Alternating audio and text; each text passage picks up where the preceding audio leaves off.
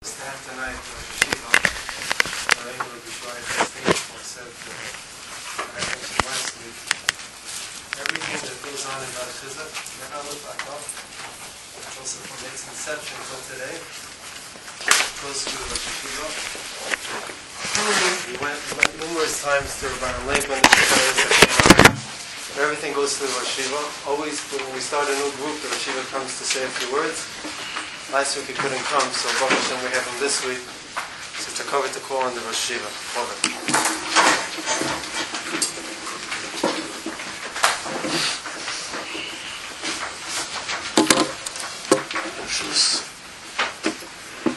I'd like to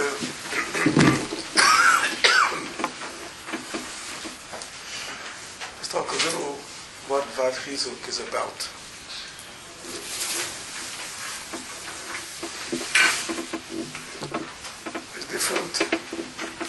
Ways of being mashpia in different places. It has its thing. There was a tkufa where the derech hachinuch, the derech for Yerushalayim, was the derech hamusar.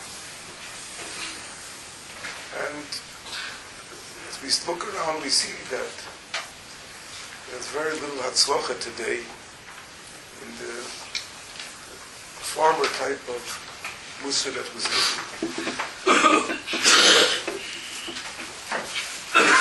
The pshat in it is that the way Musa was given over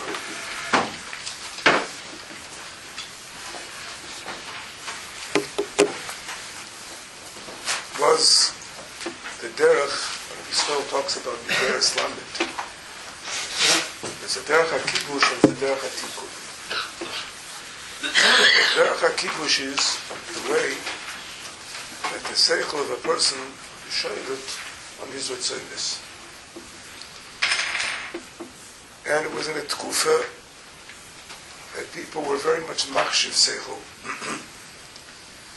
The world had a seder. Everything was very formal. Everything was very formal. The music was classical, the dress was formal, nothing was casual. All the speeches were in a certain fashion, how to speak, how to be an orator. Everything fit into a certain pattern.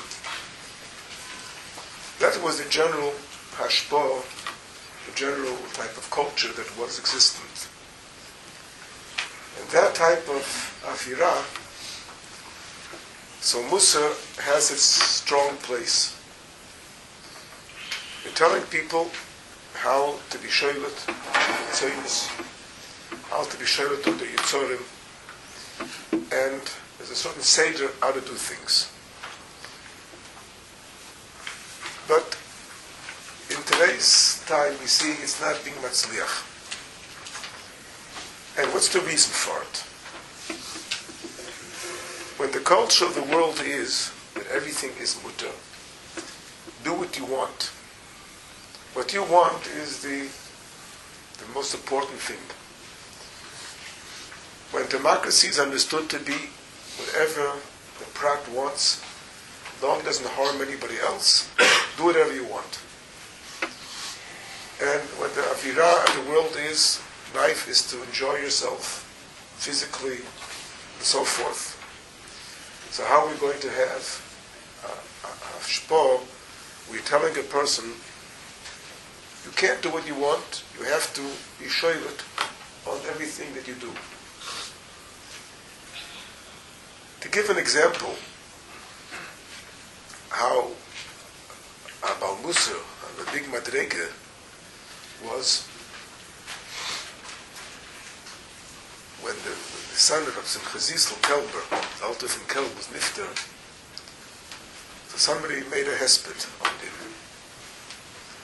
They asked Rabbi Yeruchim, what do you think about the hesped? Yeruchim said he didn't touch him. He didn't reach any shaykhis to what was his madrega. What was his madrega? There wasn't a tnuah that he did without having a clear machshava what he's doing. That's a madrega, the dirty Bala Musa. was nothing that they did that wasn't completely in their shlita. There's no such thing as doing something stam. I'll give an example of something with Kelm that there was. Say over that somebody, a bocher there in yeshiva, once put his foot on a chair. So he said, what is this? If he thought what he's doing, how could you think about such a thing? Maybe you put your foot on the chair. And if he didn't think, how can you do something without thinking? Now let's say you tell a bocher in yeshiva today such a thing. He puts his leg on a chair and you tell him, Monavshach. What did you do? Monavshach. Either you don't think, or you did something. There's no such thing. That doesn't exist. I mean, it's the exact opposite of everything that goes on today. That's like an example of being Masva showing how things are so different today. In the kufa of today, where everything is mutter, you do whatever you want, everything is enjoy yourself. So there's no way of putting such a thing across. If a bocher comes into a yeshiva and you tell him, this is our sedorim, you have to comply to everything, and if you like it, you don't like it, it makes no difference. This is what it is. You have to learn this first Seder, this second Seder, this third Seder, and just have to, everything has to go with these rules.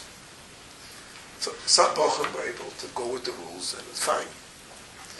A regular bocher can't go with the rules, he's finished. There's nothing to do.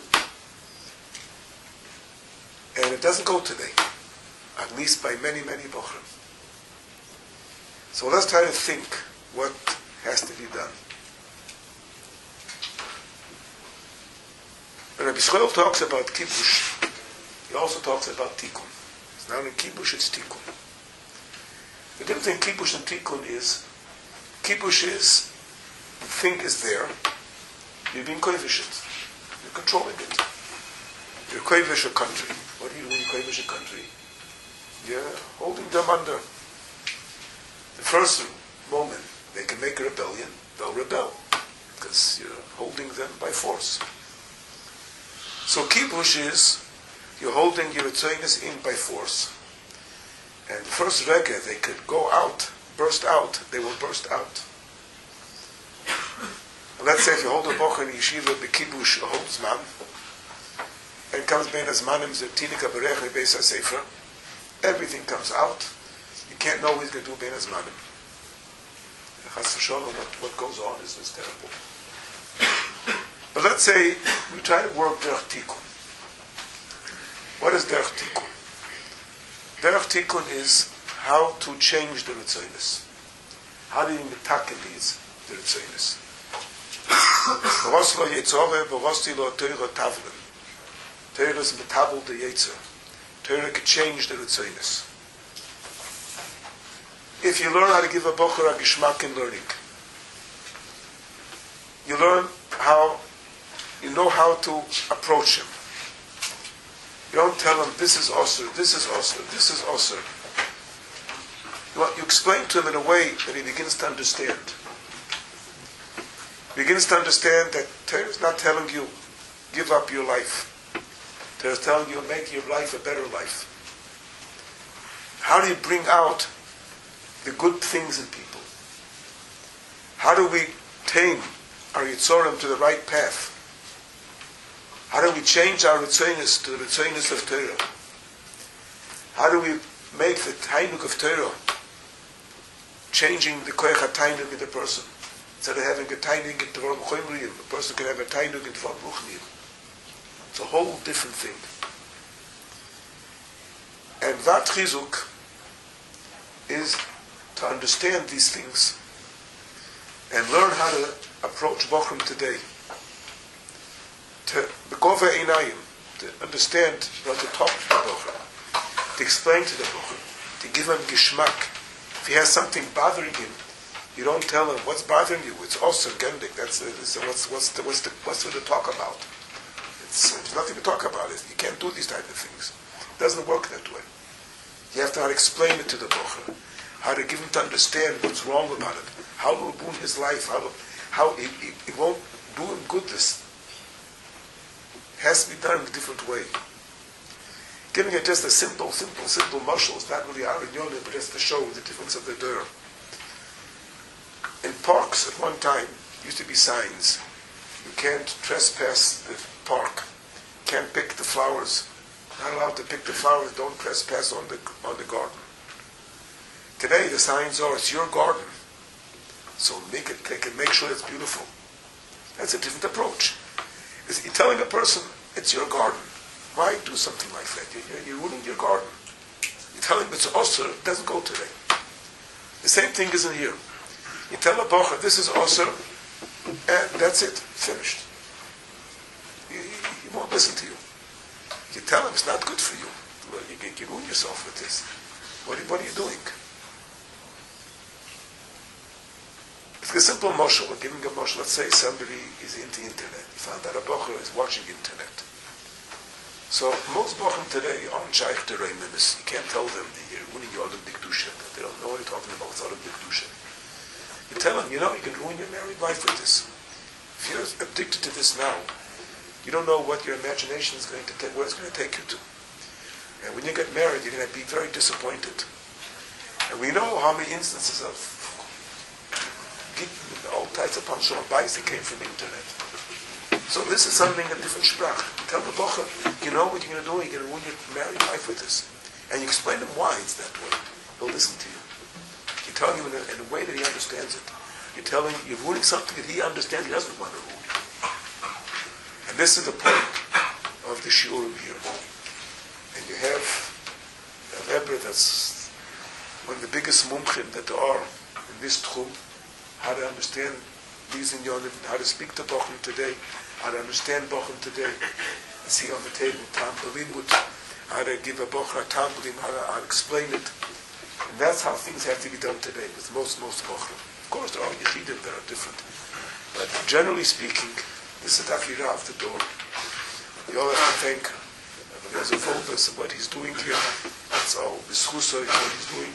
Maybe it's Megalgut Schusa, they have the Zayda, but I'll call upon him, it's a gewaltige Sach, and it's a Tzerech Hashem, and it's a Shem, you should all be Matzrich, they have to be Mashpia.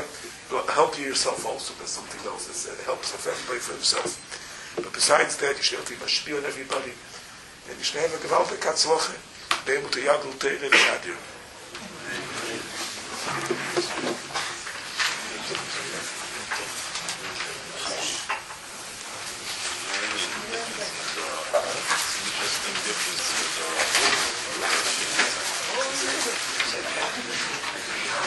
Victorian area. Today's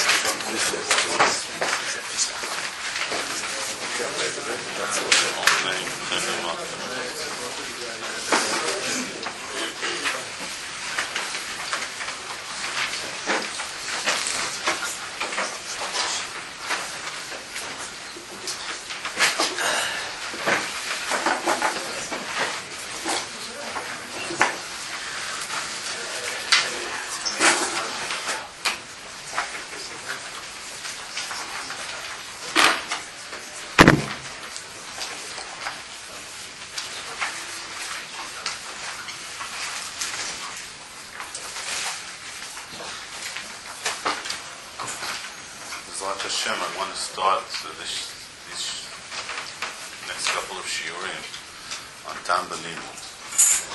Start from Tam B'Limud because the most time that we give in the yeshivot is to limud, to learning.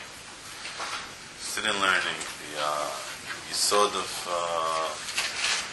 the base of anything in Yiddishkeit through Torah, through learning. And there are a lot of things that I've seen that were poshut during the tkufot, the dorot in the yeshivot, and there aren't going to be big chidushim. The big chidush is that we're going to talk about these things. That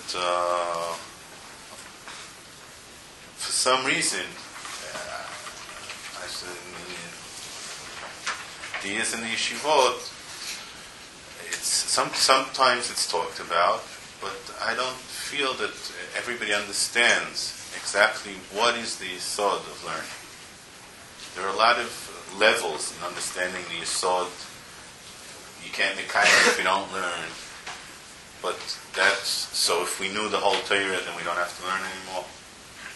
Why did the Kodesh Baruch Hu build the world in a way that if you want to get to the highest level in Avodat Hashem, it's through learning. What does learning give us? Why is it so? It has such a big pull or mishicha to learning. Where does it come from? So I want to start from, and also that the most important thing for a bocher is to be connected to learning. And to get connected to learning, there are a couple of basic yesodot that you have to know, and that you have to feel when you're learning, to get connected with a lot of strength and force to get into learning. So we're going to start from Tam B'Limud, but tonight we're going to first, before we get into the pages that we gave out, make a Hagdama to the Tam B'Limud. Sometimes the Hagdama takes the first shiur, so we get into Tam B'Limud. One of the first things that we're going to talk about, which is going to go through all these shiurim. All these shiurim that we're going to give is the yesod that we put up at the beginning, which is one of the yesodot that has to do with everything that we're going to talk about. The Ramchal starts Derech Hashem, and through the shiurim I'm going to give once in a while a hamlatza,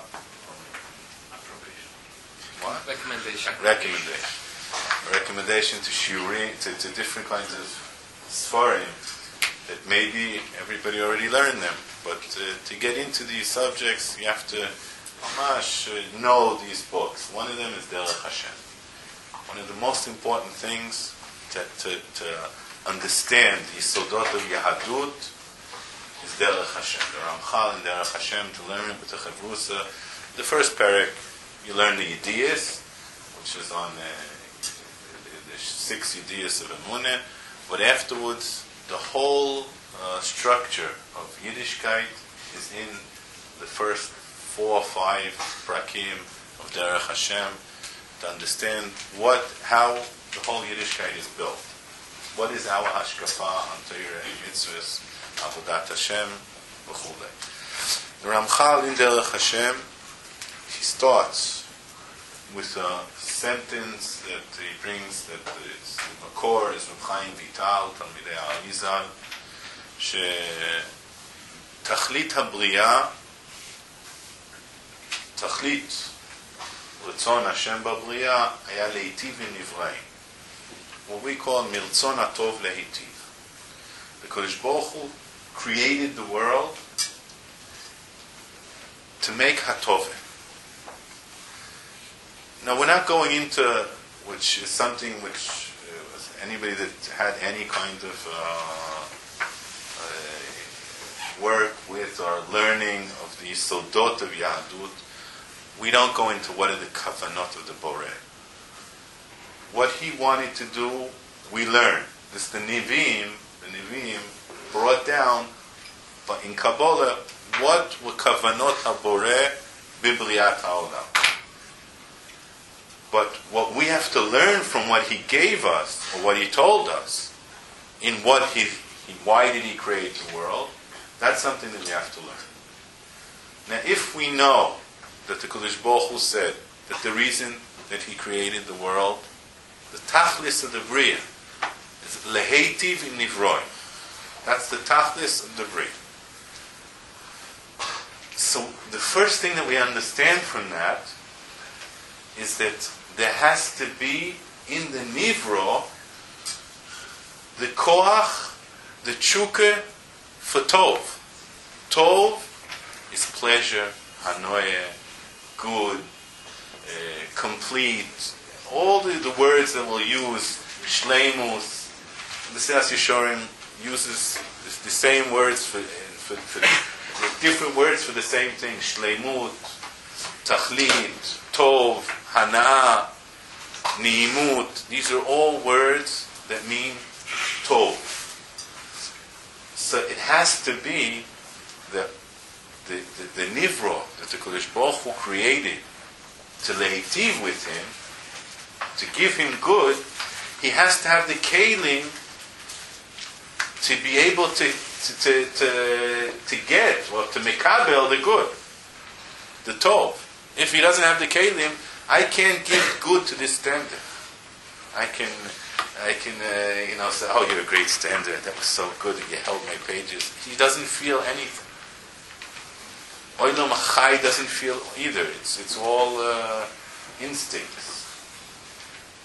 But the nivro that the Kodesh Baruch Hu made, that he can give him the hatova shleimo, is man.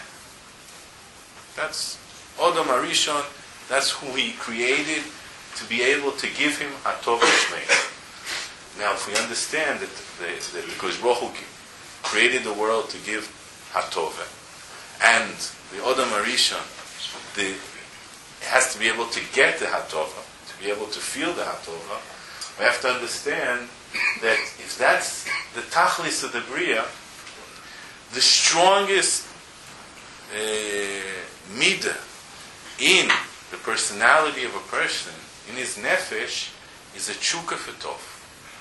That has to be the strongest thing, because that's what he's created for. And when we understand that, we'll go to another yisod. Well, first, when I learned this with one of the biggest Talmidei Chachamim, had a shiur with him in Derech Hashem in Das Tunis, so he asked me, if that's the tachlis of the bria, where is it written in the Torah? Where does the Torah say that that's the tachlis of the bria? So I started, I thought Hazino, Shira, the psukim mefurashim. He meant something else. So he said, why are you going so far? Bereshis. I said, where in Bereshis? Where did he put Adam Arishon? In Gan Eden. Gan Shel Idunim. That's Gan Eden. That's what he wanted. He wanted Adam Arishon in Gan Eden Lenetzach. Gan Eden, the Adam Arishon was created in Yom HaShishi. He was mitzuveh. Look in what hour he was mitzuveh. If Shabbos there would have been Shkia, Shabbos would have come in, and he wouldn't have eaten from Eitz Hadat. Zau lenetzach b'Gan Eden, Adam Arishon. That's the end of the bria. He created a man, a yitzul, to give hatove. To be able to give hatove, there has to be bchira, because he has to be Baal HaTov Shel Atzmo. He has to create his own tov, just like the Kodesh Baruch Hu was Baal HaTov Shel Atzmo. And if he wouldn't have eaten from Eitz Hadat, no. He had a tzivui. He did what the Kodesh Baruch Hu told him. There's no Nehama de Kisufa, and he would have stayed in Gan Eden Lenetzach. So that was the end of the creation. That's what the Kodesh Baruch Hu wanted. Chet Adam Arishon, so things changed, and then there has to be a whole new tochnit of what is the world going to look like. But that was the tochnit, and he put Adam Arishon in Gan Eden. That's what he wanted. And that's what we want to get to. In the end, that's what we want to get to. After Bias Mashiach, after Binyan Bayis Shlishi, after Trias HaMeisim, after the Neshama comes back into the Guf and he's Mechayed, the Meisim, we're going to go to Gan Eden. That's Olam Haba. Not the Olam HaNeshomis, where you go after you die. Olam Haba, after the Elef HaShishi, when the world is created again. And Lenetzach, a man's Neshama comes back into his body, and he's Mechayeh, Mezakech, Meir, the body, and with his body, not the way that we see our flesh and blood, it becomes a lot more Mezukach. Lenetzach, we have Hanoya from Dveikus Bashchina. That's Tachlis Habriya. To get to Tachlis Habriya, the Kodesh Baruch Hu made that we should have a connection between our neshama and our body. There's Yachasei Gomlin. I know I have to write down this word once. What's Yachasei Gomlin? Relationship. It's a relationship, but no, when one... Mutual. The body and the soul go together. Now, when when your neshama feels sipuk and hanoya, the body needs less. It pulls, it grabs for less. Because a person, the makor of a person, is the neshama. When the neshama feels good, he's happy, he's feeling good, he has pleasure, he feels he's doing the right thing, he feels that he's doing his tachlis, then the body doesn't need so much pleasure. It doesn't grab, it doesn't pull for too much pleasure. That's yachasei gomlin. When the neshama, it doesn't make, whatever the reason is, doesn't feel enough hanoi, enough shleimus, enough hatove, the body pulls, because a man is made of a body and his neshama. And then the body will pull and try and get to more hanoi, gashma. And this milchama, we call it Yetzer Hara, Yetzer Tov, Guf, Neshama, Nefesh HaMaskelet, Yetzer Hara, Samech Mem. All these names mean the same thing. That there's a war, it's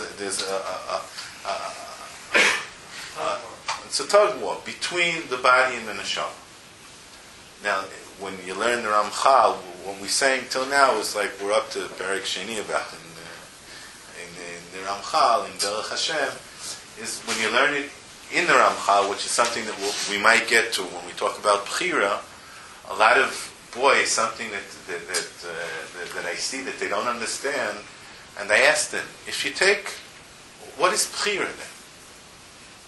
If we take a lion and a bear, and we put them in a cage together, both of them didn't eat for 3 days, who's going to kill the other? Who's going to win the war?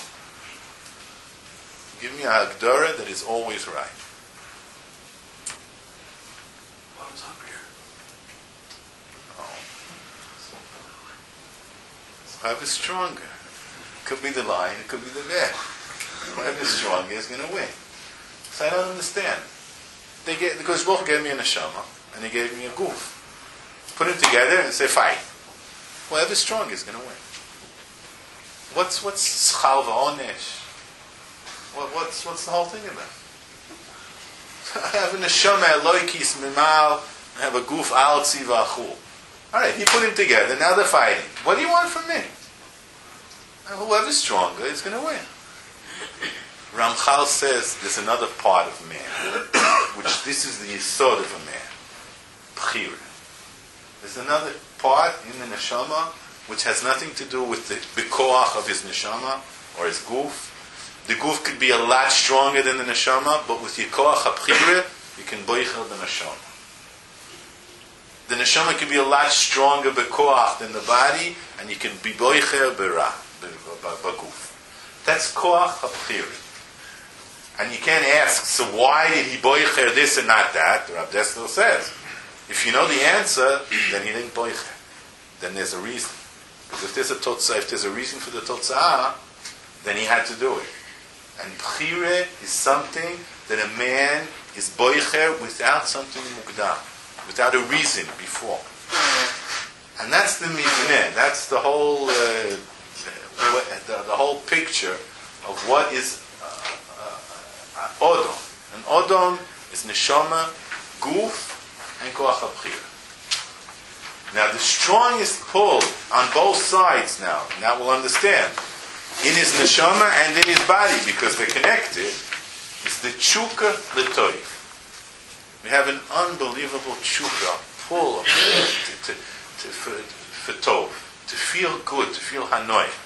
And now if we'll feel it in the neshama, the body will need less. If we'll feel it in the body, the neshama will be smaller. It will need more ruchni.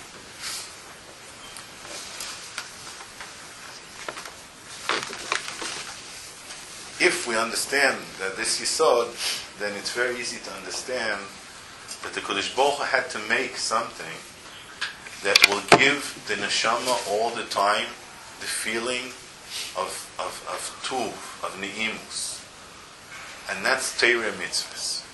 Kiyum Teireh mitzvahs, you can start from emuneh, is the feeling, the neshama has a feeling that he feels good with it. He feels hashloma.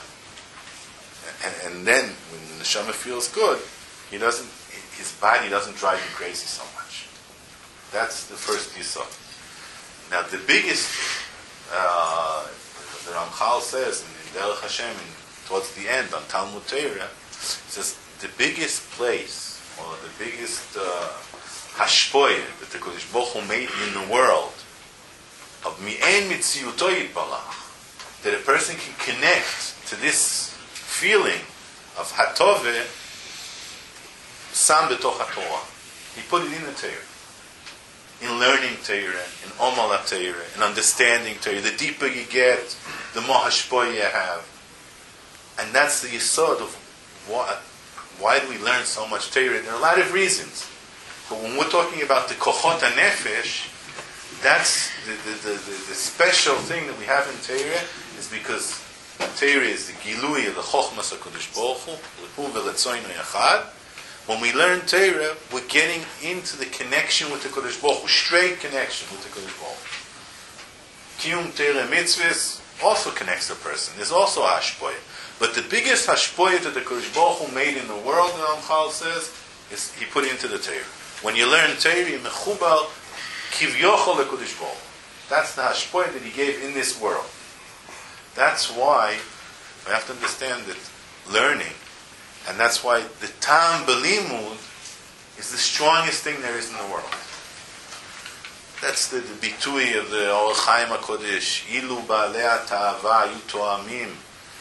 The Tam mitikus ha'teira mishtagim u'mitla'atim achalei. Why mishtagim u'mitla'atim? Because we have a true kefetov, for hanoi.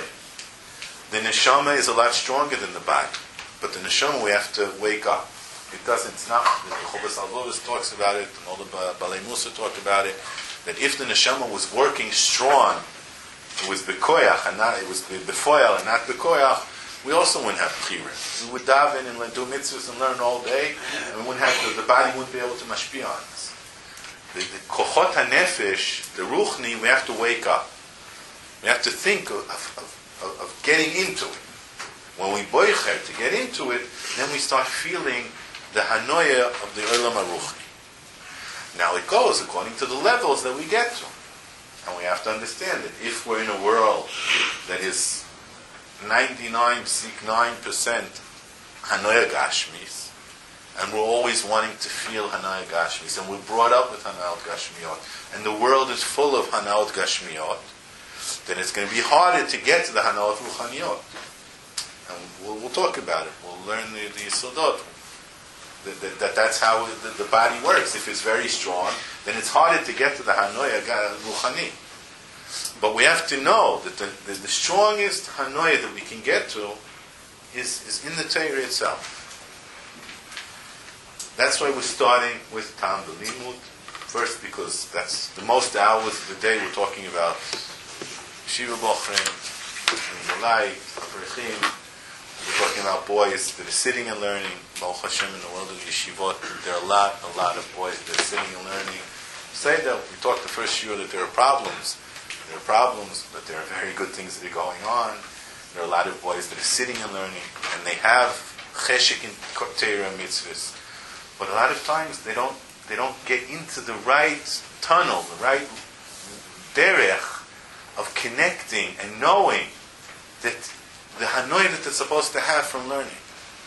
Because a lot of times, in a younger age, to keep a class, you have to keep everybody quiet and sitting down, and they can't play around, and you have to yell at them, and you have to do this, and you have to do that. And kids at home, and then they go up to Yeshiva Ktana, and then everybody has to sit in the right place and do this and do that. We'll talk about it, that they feel a lot of lachats. And they're taught in different ways, you have to learn, you have to learn. And a lot of times they don't get into the yisodot and the havoneh that the way to learn is to enjoy what you're learning. If you don't enjoy what you're learning, you're not going to connect to it. And that's something that's not talked about enough. And boys stay in yeshiva because they're very afraid that they're going to go to Gehenim if they don't learn. But that's not the way to connect to Torah. That's something else. Now you can make kids sit down and learn, or not move. But that won't connect them to the hanoy of learning, the hanoy of Torah. So that's why we're going to start Tam B'Limud. It's the first part of the Hakdama. The second part of the Hakdama is that because it's such an important thing, this subject of Tam B'Limud, and I think that it's the first base of the whole Mivneh of a Ben Torah. I want to talk about 6 problems that if these problems are kayam, they exist before somebody starts learning, it's going to be very hard for him to connect to learning, to get into Tam B'Limud. So tonight I want to first start a little Hakdama on each one of the things that can be monea, can stop a person from connecting to the enjoyment of learning. And if a child, a young child, or a bocher has these problems, we can talk to him a lot about Hanoya B'Limud, and it'll just get him depressed because he wants to understand, he wants to have Hanoya in learning, but he doesn't have it because he has these problems. So we'll start with the first. First, you saw this Hafraot Limudiyot, which is something that today I spoke to last night. I spoke to somebody that started about 30 years ago. He was a menel in a cheder, and he started to talk to the rebbeim. He already learned these yisodot. Today, a lot of people know these things. In every shiur that we're going to have 20, 30 people, or 20, 30 kids, there are going to be children that they have kshei lemidah, learning disabilities, which it could be, everybody knows today ADHD or ADD, everybody is this hyperactive or this and that, or he can't, or dyslexia, or there are a lot, but it sounds, maybe today already they're overgoing with it, but it's true. There are going to be between 20 and 30% of children or boys in a class, they're going to have problems in learning. And it has nothing to do, it's built in, just like somebody sees better or hears better. I had a lot of different kinds of things.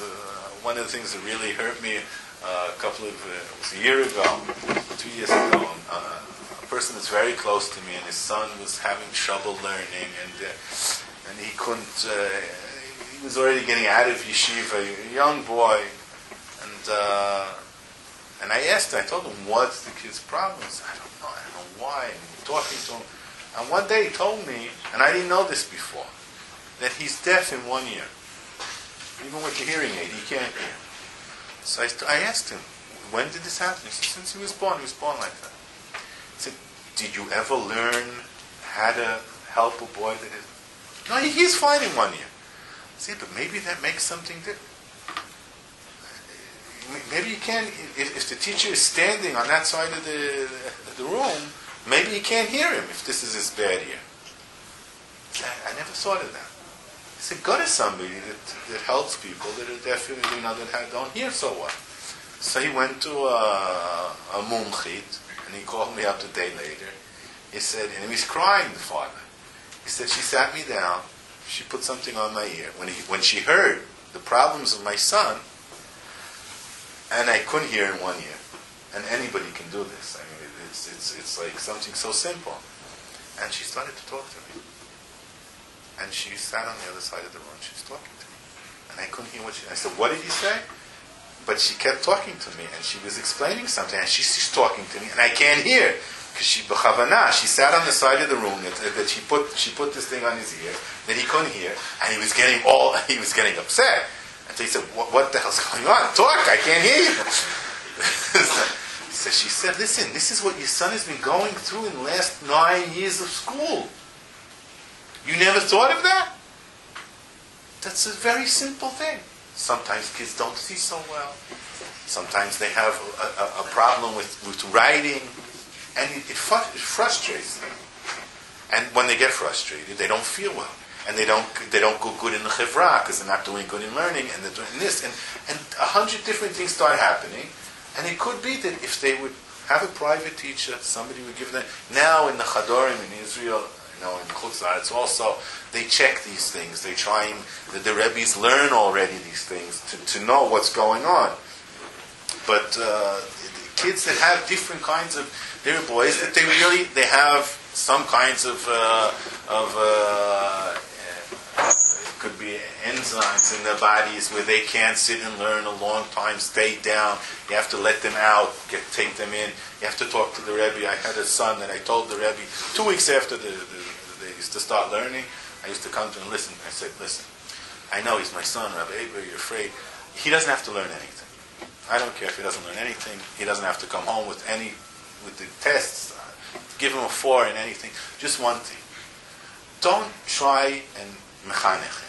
If he's bothering you, send him out. Tell him to bring you a cup of tea. Send him out to play. If he's really bothering, send him home. No problem. He doesn't have to learn anything. I want him to learn in the cheder. Whatever he does is fine. And he had a very, very good cheder. And look, sometimes I'm a little bit sarcastic, so don't get, But a lot of everything, a little bit, huh?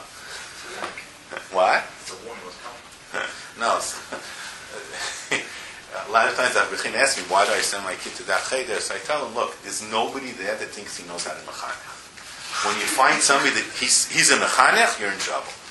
Because then they're going to try and do all kinds of things to the kids. And if he's a real mechanech, fine. But how many real mechanechim do we have? And then kids that have problems, doesn't have to be a big problem. They start off with small problems. They go to Kita Hey, Kita Vav, they start Gemara, and then they don't understand the Gemara, and then they have nothing to do, and they're very bored, and then they start throwing out of the shiur because he's talking to his friend. What do you want, to sit there for 2 hours and be bored? And v'chule. And it could be from very simple things. From very simple problems that you have to check your kids. Do they see well? Do they write well? Can they hear well? Do they think there are kids that are good? That they have problems in mathematical questions? Their mind doesn't create mathematical questions. They don't understand them.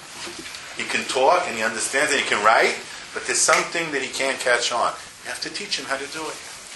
There are different kinds, and also one of the things you have to be up on when your kids are in cheder, a lot of times, and this is something that is in almost all the chadorim, they teach what you're supposed to learn, but they don't teach how to learn. Now there are ways of how to learn Mishnayos, how to learn Mishnayos by heart, how to learn Chumash, how to write correctly, how to answer questions. And kids that don't learn how to do it, a lot of times, they don't catch on. The muchshorim, the brighter kids, they catch on. Now these kids are going to get into Yeshiva Ktana, and they're going to get Yeshiva Gdela. And I sat with an Avrech a couple of years ago. He had a problem, it was something very muzar, weird, strange problem. So I told him, look, I want to learn this. Now he learned in one of the best yeshivas in Eretz Yisrael. He's married 2 years with a very strange problem with his wife. Something sounded... So I said, come, let's learn one day. I sat down and learned with him. And I told him, read the Gemara. He starts reading the Gemara. I told him, read Rashi. He reads Rashi. And he made like 4 mistakes in Rashi. So I thought he wasn't concentrating. I said, no. So read it again. So he reads Rashi again. He made 5 mistakes. He said, Samta lev shtoseh shmiyot. He caught on too fast. I said, what's your problem? He says, I'm dyslexic. Now, a dyslexic person, he doesn't see the words the way that we see them. He sees them different. So I said, how did you learn in yeshiva that you learned it? He said, that's my problem. I have a very good zikaron. In the yeshivot, if you talk in learning, and you know how to make the motions, and you know how to talk well, I went through Yeshiva Ktana, Yeshiva Gdela, without nobody caught on to it. I only caught on to it a year ago. And this is frustrating. He couldn't sit and learn in the kollel. His father-in-law bought him a dirah, and he wants to go to work. Now his wife wants to get it, because he says, what do you mean? I took the best boy in Yeshivat Chevron, and now you don't want to learn? Of course he doesn't want to learn, because he can't sit in a kollel and learn. He can't just talk and learning, he has to sit and learn now. And there are problems like that in every shiur. You can have a couple of boys that have a problem like that. And if a boy has a problem like that, which today the most known problem is hyperactive kids. Now, not every kid that has problems in sitting down or that is hyperactive. But there are kids that it's very hard for them to sit for more than 5-10 minutes. Now a kid like that, when he becomes a bocher, it's going to be very hard to give him tambalim. Now there's HDD, ADHD, there are different kinds of chanot of what the problems are. You have to be aware that these things, in any class or any kfutza, when we talk to bocherim, and we see they have a certain problem, we have to know maybe it starts from one of these things. The second problem is you send them to people that take care of that. You talk to the, it depends what age he is. You can talk to the parents, or you can talk to the kid if he doesn't want the parents to know. And there are people that help children that have problems like that. These are all educational problems. A bocha 20 years old is not like that. Oh, it's very hard, but that's the time to tell them, look, you're going to get married, and you're going to want to learn with your kids, and you want to live a good life. Take care of it now, because there are a lot of things that he's not going to be able to do, and you can take care of it.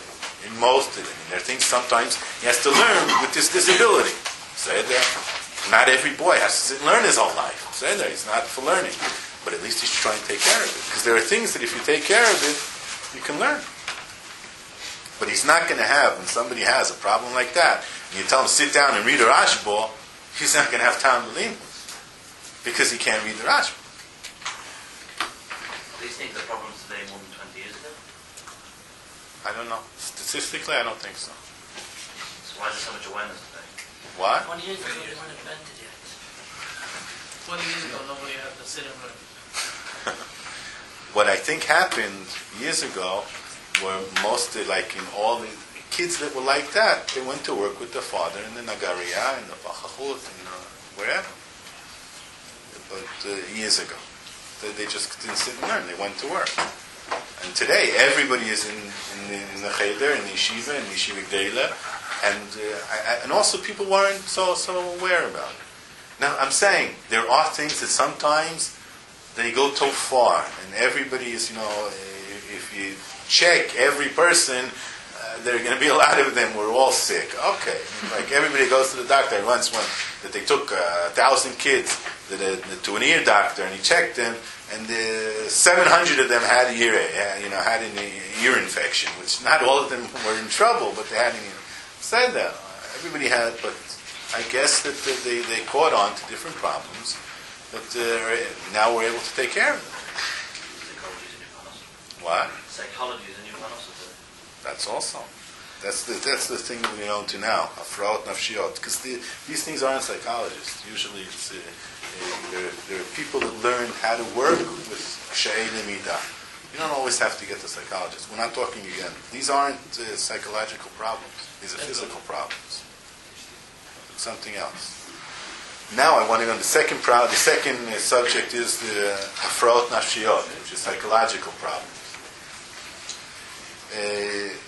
This is usually with boys that are a little bit older, talking from even though it happens at a young age, we're talking about depression, OCD. OCD is kfiyatiyut. Everybody knows what OCD is. What it is to say, I know what it is. Obsessive, what people call it. And one of the things to know that people think that OCD is only people that close the door 100 times and get up at night to see if they turn over, if the water is closed. There are a lot of problems of OCD. I sat with a boy today with that. It's mind problems. He's sure for the last half a year, if he puts his pen on the table, maybe I made a kinyan to the yeshiva. The yeshiva bought, because there's kinyan chotzer, and the yeshiva bought my pen. This is one of the best boys in the shiur, and he's going bananas from it. Mama, he goes into a store, and he buys a bottle of Coke, and he gives the Baalat Makolet money, and he comes out, Kivanti lekadesho,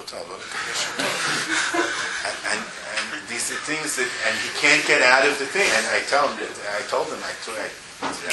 let him tell me all his problems, and it's things with kinyonim, kiddushin, There are boys with machshavot. They have thoughts that they think about something 100 times.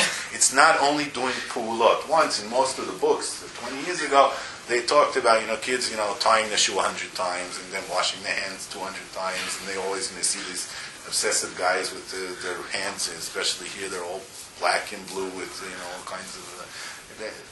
It's not frumkeit. It's not true frumkeit.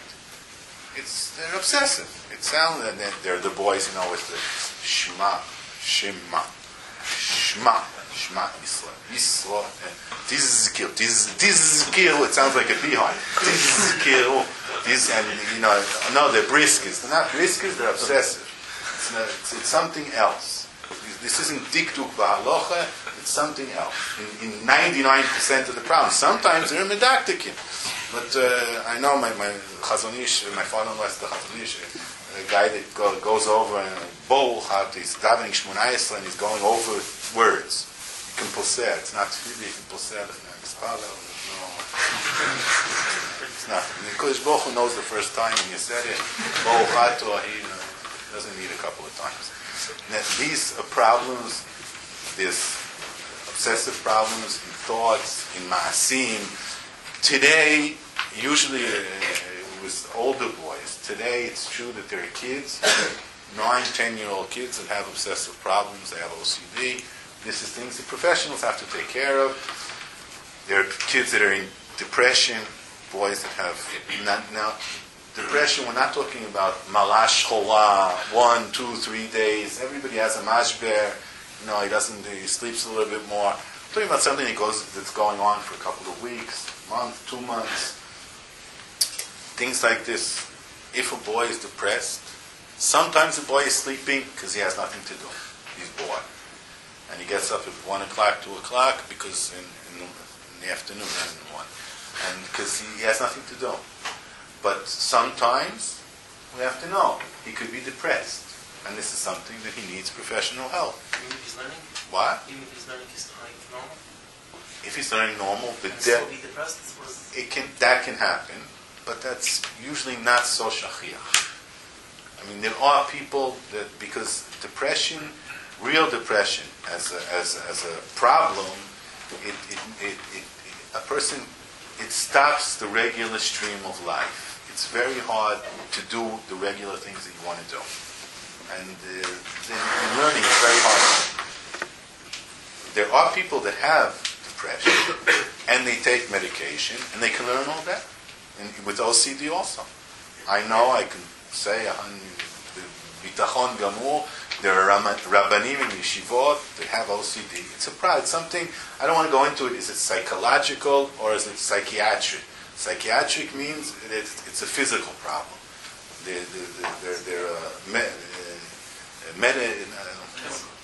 Chemicals in the mind that serotonin, SRSS, that he's missing, and he takes medicine, and it takes it down, and he can live with it, and he can mitafked, and he can give shiurim. It's a physical problem. And today, there are a lot of people that want to work with it, with other things. The different kinds of psychological ways of working against it. Usually you need both of them. If it's something strong, you need both of them. You have to take medication and work with a psychologist. But that's already had a mitapel. I'm not talking about had a mitapel, just to be aware that there are a lot of things like that. There's people that are sick, legamre, which is something else, the psychiatric problems. But if you talk to a boy, and people that are in chinuch, we might get to B'ezrat Hashem at the end of the shiurim. We'll see Rav Wolbe talks about it in one of his ma'amarim. The rabbanim and in the yeshivot and rabbanim in the kihilot, they have to learn the basics of psychology to know, to see if a person is sick or not, because he might need help. And if he needs help, you're not going to be able to help him unless you learned it. And learned it, I'm talking about professional. Because all these guys that learned all kinds of macharim, that learned how to do different kinds of things, they can ruin kids. Kids, men, it doesn't make it. And a lot of times, when I talk to mashgichim about it, they say, what can happen? I told them to learn Shara Bitochen in Chodesh Halvos. Now, if you tell a guy that has OCD to learn Shema, he's going to go nuts from it. And if I have bitochen, I should feel good. And he can't do anything because he's always thinking about bitochen. He needs professional help. And a lot of times, mashgichim or rabbanim think, now everything, it's true, everything is in the Torah. If we, the guy in the Mivilna, we know how to take it out of the Torah, or how to help people through the Torah. But this is one of the things that Rav Wolbe says, that you can take achrayus and tell people to do something, and you might be hurting them. It's like, I have a lot of kesher with my family, with doctors, that they're in Israel, and one of them is the head of a department in one of the Batei Cholim, and he's a kippasful guy. A lot of times when I meet him, I feel chilul Hashem. He says to me, "What are you? These rabbanim think they know something in medicine? What are they talking about?" I mean, he says, "I'm willing to I'll come to Beis Din and made that there are rabbanim and admorim that they killed people." They said, "Don't do an operation. Do an operation." Where did they learn? Sometimes they're making mistakes that in high school, when you learn biology, you don't make mistakes like that. Now, he's not talking about the Gdolim. He's not talking about it. I asked him. Reb Chaim was, no, קורא לי. אני מדבר עם רב חיים. הרב אוזנר לא, הרב אוזנר תמיד שולח אליי. אני הולך אליו. But today, it's a new trend, to give eitzes. Sometimes he says he has a woman bleeding to death, and the avrech says, "אני הולך לשאול את הרב שלי, עוד אל תיתן לה מנות דם." He said, "לך תשאל את הרב." And I gave her 20 manot dam. By the time he got back, if I wouldn't have given it to her, she would be dead by now. And the Rav said, "Don't give her manot dam." Where did they learn? Now, there are a lot of things that we have to be careful to know. We're learning. And this is something that if you don't know what you're talking about, don't talk about. But the Yisodot, what Rav Wolbe says in that Ma'amar, that Rabbanim or Mechanchim have to be aware of different problems that they should know to send it to this is something that I should take care of. And it's very hard for somebody that understands and is a smart person and has kishurim to know this isn't for me. I don't know how to take care of it, and send it to somebody professional that knows how to take care of it. But in our subject that we're talking about is if somebody has these different kinds of problems, if it's OCD, if he's depressed, if it's worse than that, there are a lot of, I don't want to go into all the different kinds of things, he's not going to have tam b'limud because he's depressed, or he has OCD. His mind and his soul is caught up to these different problems, and it's very hard for him to get into it. So that's something that he's not going to have tam b'limud. He has to take care of these kinds of problems. The third subject, which is something which is much more klali, and we're going to meet it a lot, and everybody around him has different people in these things. It could be problems at home. Somebody could be sick, his parents, his brother, a grandfather, grandmother, an aunt, an uncle, a young boy that somebody has cancer, is dying, or is very sick. He's going to be very, it's going to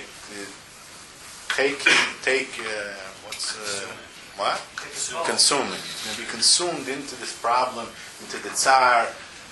The first thing that we're going to talk about a lot when we get to the Chelik HaMaasi is to talk to a boy, see what's bothering him, what's going on, what's happening with him. It could be that he has nobody to talk to. He sees his father he feels terrible because his mother is sick, and his father doesn't want to talk to the kid because he doesn't want. And I talk to a lot of kids like that they don't have anybody to talk to about. And everybody's going shh, and they don't want to tell him, and they want to talk about it. And the kid knows that something's going on, and he doesn't know what. And when something like that is going on, it's going to be very hard for him to get into tam b'limud. There could be different things that are going on in the house. It could be gerushim. There could be shlom bayit. He sees his mother and father are fighting. He's going to feel bad. It's going to be very hard for him to concentrate in learning. It could be in the chevra. There are boys that don't know how to get into the chevra good enough. Or that they could be fat boys, or they're slow, or they're this, or they're that. And they don't have friends. They're not good enough with the chevra, and they feel bad about it. You have to help him get into the chevra, understand him, give him tips. how to get with the chevra so we'll feel better. Because a lot of boys at young ages, the chevra means a lot to them. And if they're not good in the chevra, it's very hard for them to learn. I heard from my father-in-law that he said that Rabbi Levin was mashgiach in Etz Chaim. Etz Chaim then was like a Shiviktana and a Cheder together. And he was standing one day near the window looking into the chatzer of the Cheder, where the kids were playing at the Afsaka there. And his son came to him to visit him. And his son was an Avrech already. And he asked his son, he says, look at the Cheder, look at the kids. Tell me, what do you see there? So he understood that his father wants, something chinuch, ashkofa chinuch. What does he see? So he saw one kid running back and forth, kicking, a rock, running back and forth. And he says to his father, you see the kid running back and forth, kicking the rock? He's a peri-odam. He can't sit for a second. He's not going to be able to learn, that kid. I said, what else do you see? He says, look at that kid in the corner, over there. You see, he's pinching his friend in the back. And the guy is screaming and he's laughing. And he's pinching and he's laughing and the guy is screaming. He says, he has Midas Royas. He's going to be a Baal Midas Royas. Terrible guy. And then he saw another kid sitting in one of the corners there on the floor by himself playing with the sand. I said, look, this kid is so bored he doesn't even fight with anybody. Nothing's going to come out of it. He's not doing anything. So Bali Levin said to him, you don't see him. Look, you see the kid running back and forth. Look at his shoes. You see he has holes in his shoes. He's embarrassed from all the boys. He's a poor kid. So he tells the boys that they got ripped when he was kicking the rocks, running back and forth. And you see that kid that he's pinching his friend, and that he's, I do Esek and Shlom Bayit. I know his parents. The fight, and it's terrible in the house. And he takes out all his stress, he takes out in the cheder. He's a good boy. But he has to pinch, he has to hit somebody. He has so much mirirut inside. That he has to get it out. You see the kid that's sitting there in the corner and he's not doing anything? I know that family. They're so poor that he didn't have anything to eat for supper, and he probably didn't eat breakfast either. He has no koach to even play. It's not that he's not really a good kid. And then he told him, when you're standing before a class, before a shiur of kids, you don't have 30 kids there. You have 30 olamis. Every child has a house, a family, a father, a mother, Bezat Hashem, brothers, sisters, grandparents, a shchuna, a chevra. You have to take in what's going on with this kid. You can't just come and teach him. You have to know what's going around. What is he living in? And sometimes they're poor, and sometimes somebody's sick, and sometimes it's not good in the chevra. There could be a lot of things that are going around. I heard from one, this is another problem that we're going to talk about as we get into. Not a new thing. This is in the hafraot svivatiyot, I call it. Things in the area of where a kid grows up, which is the kesher between parents and children. It's going to be a noseh that we'll always talk about it a lot. But if a kid doesn't feel that his parents love him, and he comes home to a warm, nice, good feeling in the house, that his father is a big mechanech, do you learn? The only kesher that he has is, how are you doing cheder? What did you get in the test? Do you know the mishnayos? Come to me to shul, let's go here, let's do this. His father doesn't sit down with him on the floor and play marbles with him or kick a ball with him. He doesn't feel simcha. He doesn't feel that they're giving over, and this is something that we have to know. You can live with a kid. You can buy him a jacket and a hat, and take chovot and gmachim to do his teeth, and give him the dentist and do this. And if you don't put your arms around your kid and say, "I love you," and you're a good boy, not when he comes home with the test or he does something and washes the dishes or something. Stop. Because you really love your kid, he's not going to know that you love him. It's a cloud. There are so many boys in yeshiva that I ask them, I don't, straight out ask them, talking and listening, and then they say, do you know how much your father loves you? And he looks at me, what do you mean? I said, no, you don't feel that your father really loves you? Look, he got an avrech for me when I had to the mifchanim to the yeshivot, and for my bar mitzvah he bought me a new hat, and then I wanted a new jacket. Yeah, I know, but do you feel, what do you mean love me? Now if a kid says that, that's something that you lost the kid. If a kid doesn't feel that his parents love him, and he doesn't feel it, and it could be that if I'll talk to the father, so what do you mean? I did so much for him.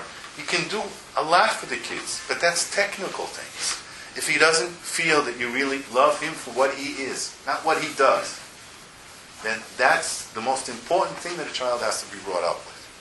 I would want to have a shachem that he used to be, for years, he used to be in charge of the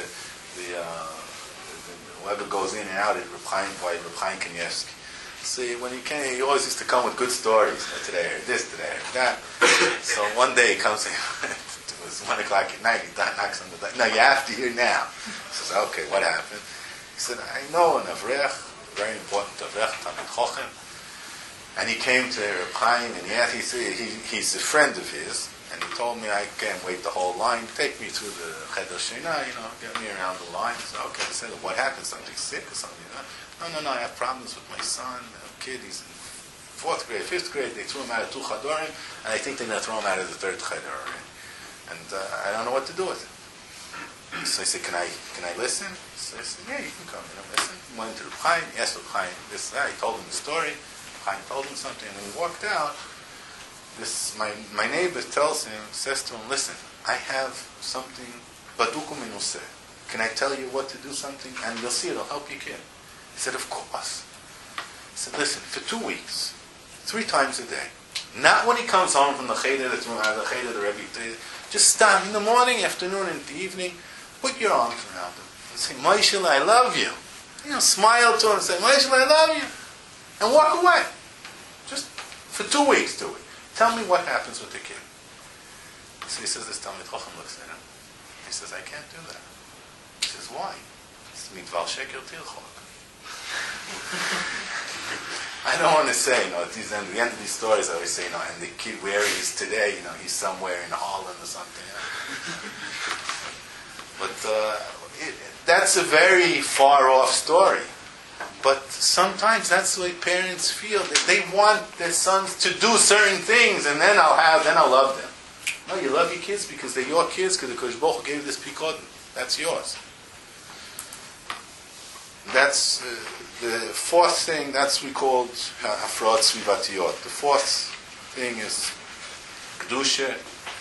Boys that get to bagrut and they start having problems with kedusha, we'll have a shiur on that. But if they get into problems, or they don't know what's going on with them, or what happens to their body when they become 13, 12, 11, 14, different ages, depends on Mature. what? When they mature. When they mature, yeah. At different ages, and they start with different kinds of things of keri and kedusha, they have problems. A lot of times, they lose the concentration. It's very hard to make it concentrate. You have to be alert to that and be able to help them with that. If it's pashut varim, we'll have a shiur on that, B'ezrat Hashem, at the end of the shiurim. Sometimes a boy did an aveira that he feels it's a terrible aveira and he has a trauma from it. It could be on Shabbos, it could be a friend did something with him. He went somewhere. You have to talk to him about it. Let him take it out. Let him understand that it happens. Now let's go further. Let's get up. There's a young boy that something like that happens to him. He loses his bitachon. He loses his shivui mishkal. He gets off balance. The 5th thing is feikot be'emunah. There's a lot of times. I sat with a boy tonight before I came here. That he's in Shiur Aleph in Yeshiva Gdoila. Very, very smart boy. In Kishorin. He's having a lot of problems now in learning and this and that. And the yesod of everything is he has big sfeikot in emunah. He doesn't know. He was brought up in a yeshivish family, learned in cheder, learned in yeshiva ktana.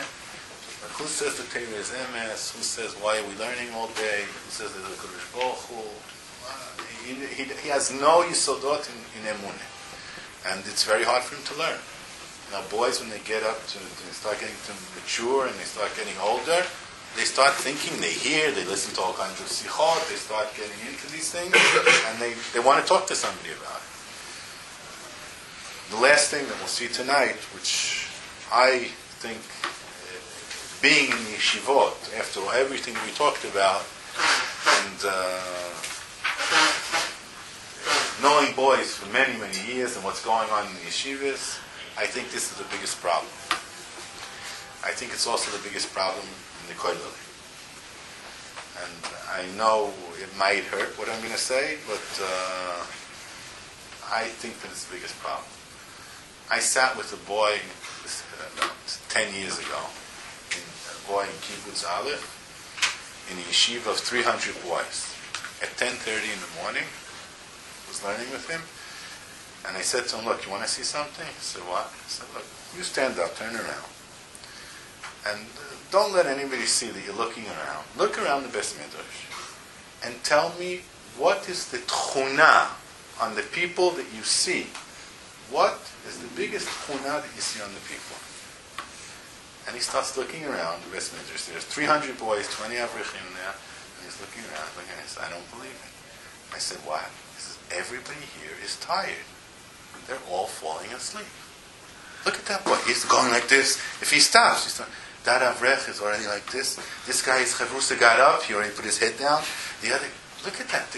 I said, what would happen if I take a boy, stop, pick up a boy, tell him, look, I'm going to give you an amud in the Rashba. We have a small room here by yourself, quiet room. It's on the sugya that you're learning. I want you to sit down in this room and learn the Rashba. He starts laughing. Are you crazy? In 5 minutes, I'm asleep. Sit by myself in a quiet room on a whole amud in the Rashba. It's going to take me an hour to learn by myself? No way. And it's something that I feel the Yetzer Hara took the Olam Yeshivas with this. The boy's going to sleep late. In the yeshivot that you're allowed to get up late, fine. But there are yeshivot that some boy, that a lot of the boys get up for davening, at least for Zman Kriyishma. And this is boys, 17, 18, 20 years old. This is the prime of their lives. And they're all tired. And I don't want to go into what's going on in the kollel. All right, so everybody's going to say, what do you mean? But I had to get up to the kids because they're crying at night. My wife works. And so at least she should sleep at night, so I have to get up at night. So I get up at night, and I put this, and then what do? You sleep in the kollel. And it's like a cycle, a very vicious cycle. I can't give pitronot to everybody, but when a boy is tired, when an avrech is tired, and I tell them, you see boys, yesh loimon tasters. Like, what's the kushia? Okay, let's see the kushia again. What's the kushia? Now say it again. What's this kushia? That's not Omal HaTeirah. That's Omal HaShein. It's not Omal HaTeirah. Omal HaTeirah is you're completely alert. You're wide awake. And now you're putting all your mind and concentration into learning. If you're tired and you're fighting the Sheina and the feeling that, if I can just go to sleep, I'm going. And there are boys in yeshivot, they sleep after davening for half an hour till the Seder. They sleep after the Seder in the Tzaharaim. They sleep at night before the Seder Gimel. They sleep at 2 o'clock till 7 o'clock or 8 o'clock in the morning. Who sleeps so much? They don't sleep enough. That's the whole thing. And this is something that the Yetzer Hara got the world of yeshivot. And people, a lot of times I've been talking, and what about the Chazon Ish? What, he slept so much? Yeah, that's great. The Chazon Ish had Tam B'Limud. Once you get the Tam B'Limud, the way that I say it is, a boy goes, it's Ben Azmani, a friend calls him up, 12 o'clock at night, he's in the middle of a book, he's reading a book, and his friends call him up, and he says, look, it's 6 o'clock in the morning, we're going to the Safon, we're going to the Kinneret, and then the Yehudia, I want to go see a couple of places, 3 days, bring a sleeping bag and food, and we'll go out early. All right, he closes the book, gets things ready, sleeps for a couple of hours, and he goes out 6 o'clock in the morning. And this friend is a real meshuggah for Tiyulim, and he takes him, he runs him around for 3 days, and they're all over the Golan and the Tzafon. He gets back at the end of the week, and he comes back, they come back, it's 1 o'clock at night, he gets home, takes a shower, he's dead tired, he's feeling terrible, he can't move. And he lies down in bed, and he feels something hits his back. He takes out the book that he was reading when his friend called him. And he remembers that they caught the guy with the knife with the blood on it, but they don't know who killed the guy. All right, he just wants to see what's going on. And now it's a 500-page book. At 6 o'clock in the morning, he's still up. Now, I just want to say, what would happen if his father would come into the room and take the book out and give him a Gemara? Why would he fall asleep? What happened? Why with this book he can stay up till 6 o'clock in the morning after 3 days that he almost didn't sleep? Why? Because it interests him. He likes to read a book. When we get to the shlav that we enjoy learning, the Chazon Ish didn't sit and learn all night. Hasmodas HaTeirah, we have to learn Torah. If I stop, we're going to burn me in Gehenim.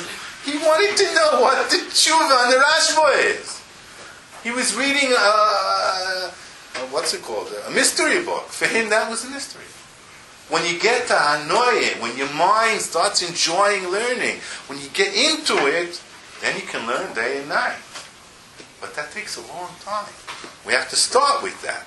But you can't start with not sleeping and try and enjoy learning. That doesn't go. And that's one of the things we have to try. And the Rambam talks about it. Taz talks about it. Mogen Avraham. They all talk. I don't want to go into it now, but the Rambam says he's supposed to sleep 8 hours. The Taz says Az Yashanti Hilvachli 8 hours. The Mogen Avraham says 8 hours. The Meiri says 8 hours. So, all right. They were a long time ago. 8 hours. So maybe we need 10 hours. Maybe they need 8 hours. And now we're talking about 6, 5, 7, and with that hafsakis in the middle also, you have to get up and get the kids food and that. So how do we want to be matzliach? The Chazon Ish told my father-in-law, this is an avrech, when I saw him, when I learned with him as a bocher, he could learn 6 hours straight, with no problem. When he was a bocher, he could probably learn more. And the Chazon Ish told him that you have to sleep 8 hours. You can sleep straight 8 hours at night, and then you don't have to sleep during the day, or 7 at night and an hour during the day. But the Chazon Ish knew who he's talking to. Now, this is something that today, so that you drink a little bit of XLs and Red Bull and this and coffee, and that, it's something that we have to understand, that I see it as the biggest problem. That I tell boys, go to sleep. Sleep from 11 till 7, 8 o'clock in the morning. Go eat a good breakfast. Take a shower. Come at 9, 9:30 to say that. And now let's sit for 3 hours. You're not hungry. You're wide awake. Now I'll teach you what Omal HaTeirah is. Omal HaTeirah is to be concentrated and let your mind get into what you're learning. When you're very tired and you can't move your mind, you can't move the wheels in your mind, you're not going to get into learning. And that's why a lot of people don't have tambalim. And I think it's something that the Yetzer Hara got into the Olam HaYeshivas, that people walk around tired all day. It's Bochrim and Avrechim. If somebody has a pitaron, we'll put him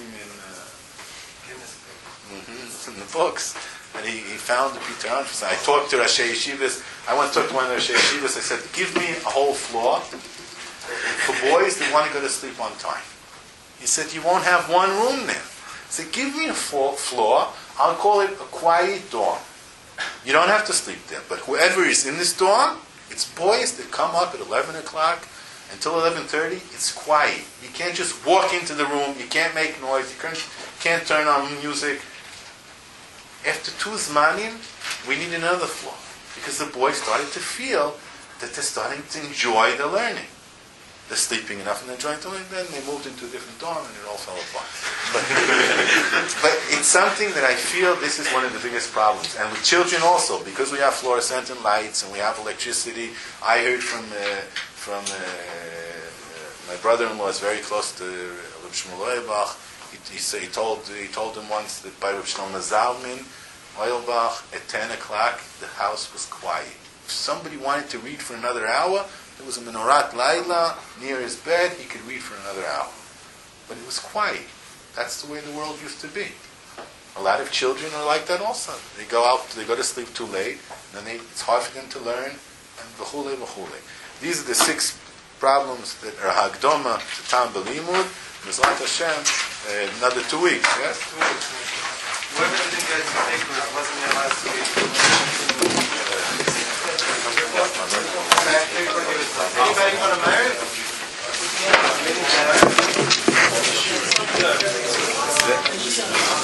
Go ahead.